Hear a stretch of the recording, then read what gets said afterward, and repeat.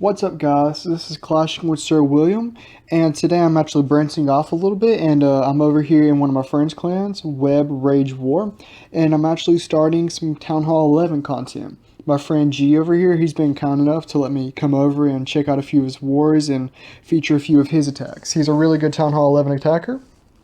Here's actually his profile. As you can see, pretty much everything is max, especially his heroes. He's a really solid player, and I'm just glad that I have this opportunity. So the first attack that I'm going to show is going to be on his attack on the opposing clan's 6. So all the attacks that we're doing right here, he is going to be doing some sort of bowler walk. So ultimately he's going to he's going to set off a funnel. So he's just going to drop 4 to 5 bowlers on 2 portions of this base right here.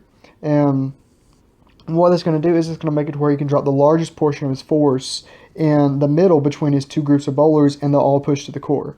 So as you can see right here, he also drops 2 healers on each one just to make sure that they stay alive.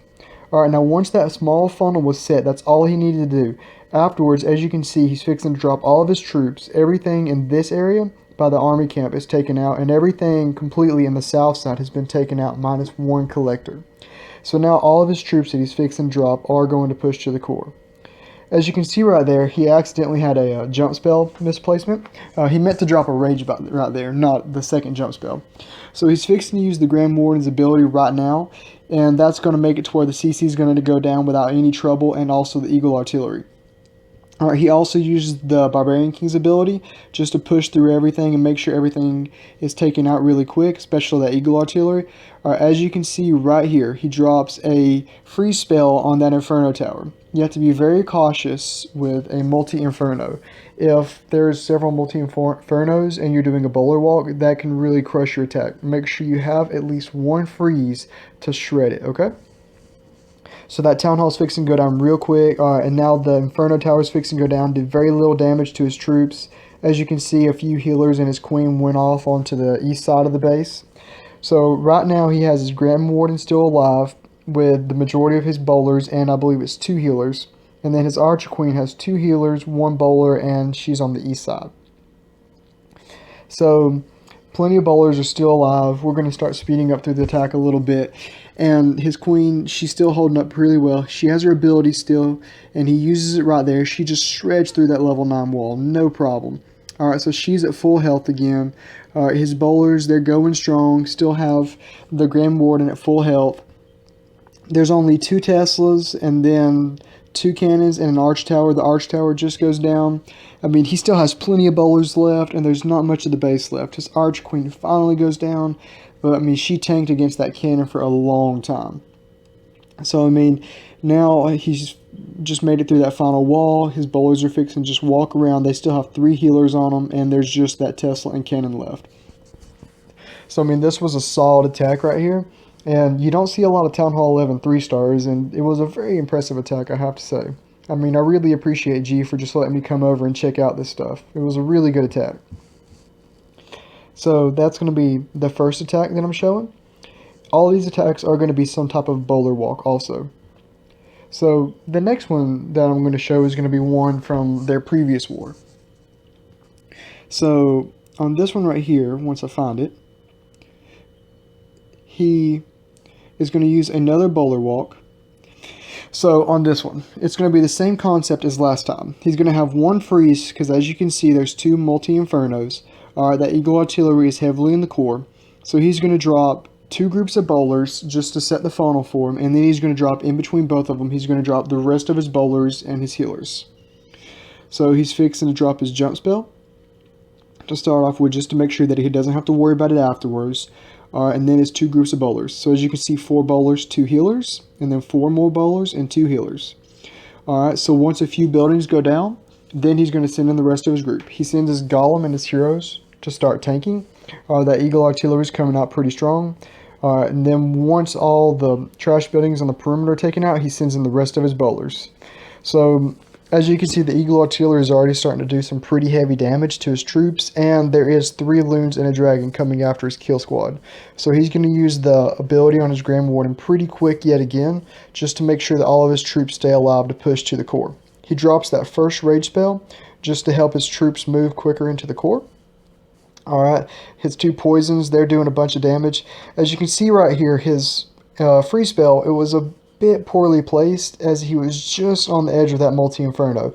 So all the troops that that inferno is damaging are not going to be healed right now, because inferno towers do block any type of healing ability. Alright, so them loons go down, they do a little bit of damage on the drop. Alright, that inferno tower is fixing to go down real quick though, thanks to his bowlers. Alright, and then, so it goes down. There's still one more up, but he's able to use his king's ability, and it just shreds through it. So now, as you can see right here, so his queen has 4 healers on her, and then I believe his bowlers only have 1.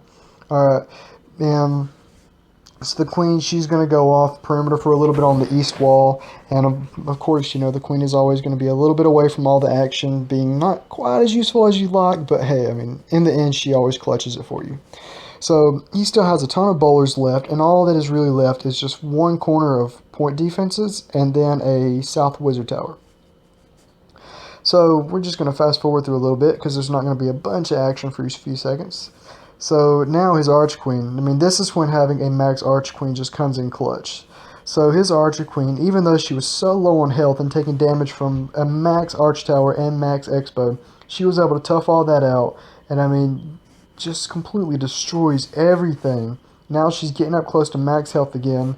She only has 4 healers on her, so I mean, you know, it's not as many healers as you could have, and I mean, she still just is destroying. Alright, so his bowler's still running around the base. All that's left now is 2 wizard towers, an army camp, and an elixir collector. So now they're just going to wind up running across to the other side of the base, and they're just going to shred everything. I mean, he still has 2 healers, two heroes at full health, and he has 5 healers alive. And I mean, I'm not even going to try to count all the bowlers. I'd say at least 8 or 9. So this was yet another solid 3-star attack. So now we're going to look at one from a different person in the clan, and this is going to be from Quiz. So on this attack right here, it's going to be another very similar thing. As you can see, there's going to be a lot of perimeter point defenses, all of these that are just pushed to the outside of the ring base. So he's going to do the same concept. As you can see, both Infernos, again, set to multi. So you always have to be cautious of that. See, he does have 1 free spell. So the first thing he's going to do is just drop a haste spell just to help his troops and his wall breakers to push to the core. And while his Golem is going to be sitting there soaking up some damage, he's just going to use a few bowlers, just funnel the outside. He's going to do it a little different than G did. Instead of setting 2 distinct funnels, he's actually going to funnel his troops from the outside in, which winds up being very effective also. As you can see, the west corner, the entire corner is fixing to be taken out, and then it's going to happen also for the south corner, and that's going to push all of his troops directly into the core of the base. And as you can see right here, this attack is not a very long attack, so I mean, he's going to completely shred through this base. So he's fixing to use the Warden's ability once the CC comes out. So right there, the Warden's ability comes out. It's going to tank for that Inferno Tower. He covers the Eagle Artillery with a free spell.